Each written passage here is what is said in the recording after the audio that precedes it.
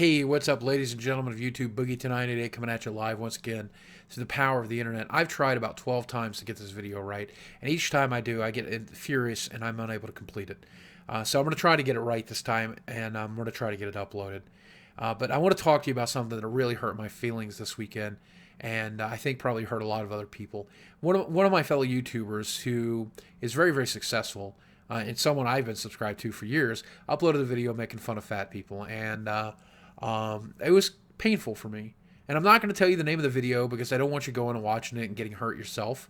And I don't want you to know the name of the YouTuber because I don't want you to attack them. And I don't want them attacking me. I don't want this to be a flame war.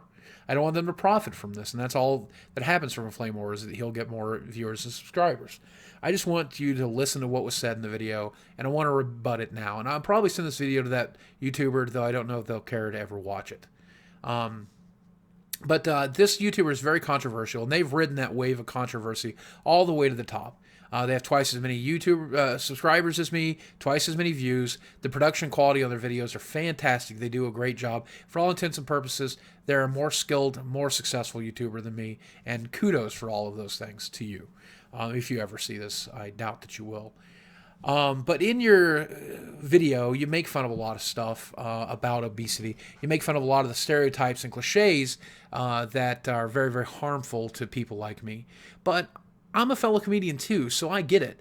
You know, I believe that the right to free speech is very, very important, and you should be able to say whatever you want to, make whatever kinds of jokes you want to, even if they're unpopular, even if they are painful, even if they are offensive. So that arrived in my inbox. I chose to watch it because I can appreciate the irony. I can appreciate the humor. What I couldn't appreciate was the ridiculous amount of misconceptions and misinformation that was in the video.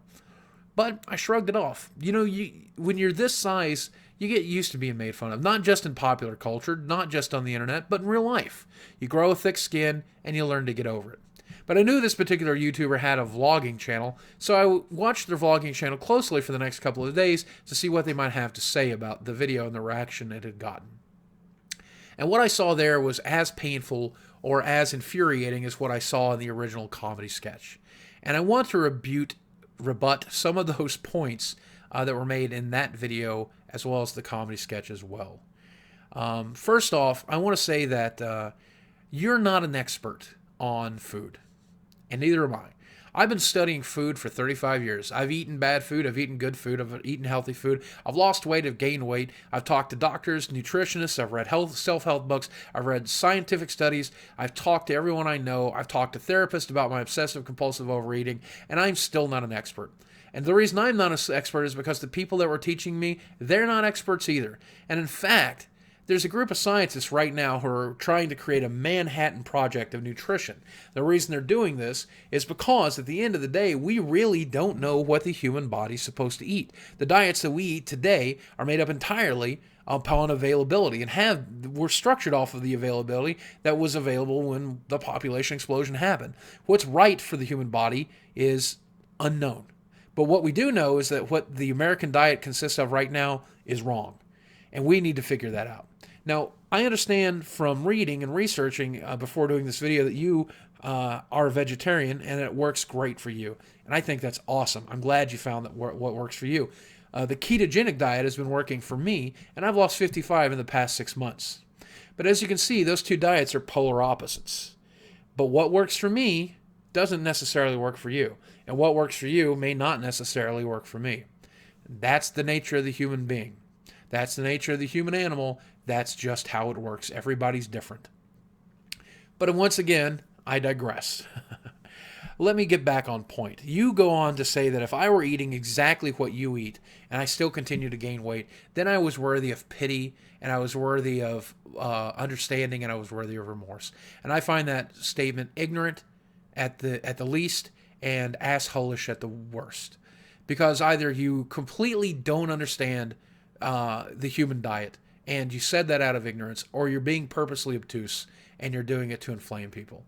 And I actually believe it's the latter. I actually believe that you were purposely trying to upset people. But that's because I don't think you're a stupid person. But I digress. Once again, back on point. You say in your comedy sketch that people who are obese don't care about themselves. And in fact, that's not very true. Most people who are morbidly obese or obese tend to be that way because they care so much. We care about what we think about ourselves. Of course, we care about what other people think. And every time someone like you bullies or shames us or makes fun of us, it becomes a negative reinforcement. And that negative reinforcement creates a cycle that's almost impossible to break. Every time you make fun of me for being fat, you don't make me want to not eat. You want to make me eat because eating is a self-destructive habit. So when you make me feel bad about myself, I either find comfort in food or I choose to continue to self-destruct. And when you reinforce this on a daily basis through popular media, through your comedy sketches, through your remarks on the street, you create a never-ending cycle that'll only end with intervention. And I'm not talking about your hate-filled intervention, but love-filled intervention, or even surgical intervention, or death.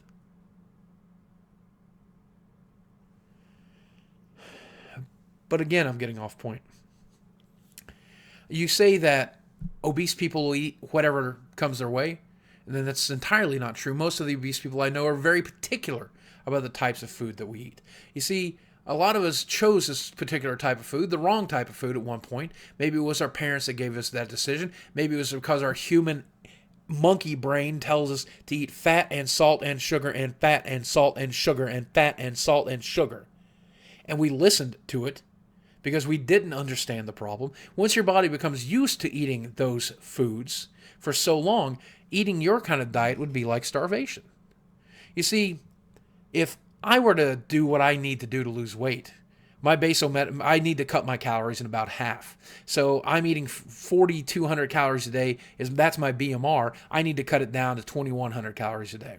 I'd like to see if you could do that, sir. I'd like to invite you to cut your caloric intake from whatever you're at, probably 2,000 calories a day, to 1,000 calories a day, which would put you into starvation mode, but that's a whole other point. Just do it for a day, and then another day, and another day, and another day, and then forever, because that's what I'm looking at doing. And I understand that you're a vegetarian. Again, we've talked about that. So you can't eat any vegetables. You can only eat food you find disgusting. You can't eat the kinds of foods you like or enjoy. If I have to avoid fat and salt and sugar, you have to avoid fruit and vegetables and whatever else. I recommend flavorless oatmeal. That would be a good option. Try to eat that every day, half the calories you need every day for as long as you humanly possibly can. You see, you say that we don't have self-control. Trust me, it takes a ridiculous amount of self-control to gain control of our eating habits. It takes superhuman self-control. And I wonder, sir, if you have that kind of self-control. Because if you, basically what it comes down to, because I don't want to digress any further, basically what it comes down to is you do not have an understanding of what it's like to be obese. You don't have an understanding what it's like to be an obsessive compulsive eater. You don't understand what it's like to have a different metabolism. You don't understand what it's like to be a diabetic. And when you make fun of these things, it is painful and it is hurtful and it sucks. And it's a negative reinforcement that causes people that you seem to dislike so very, very much to continue the negative behavior that you seem to disdain. So if you don't have anything nice to say, please don't say anything at all. If you really, really need to be a know-it-all, if you really, really need to button other people's lives, and you want to intervene on the sake of fat people, don't. But if you do, try to find a nice way about it. I think you could probably watch some of my videos as a good example.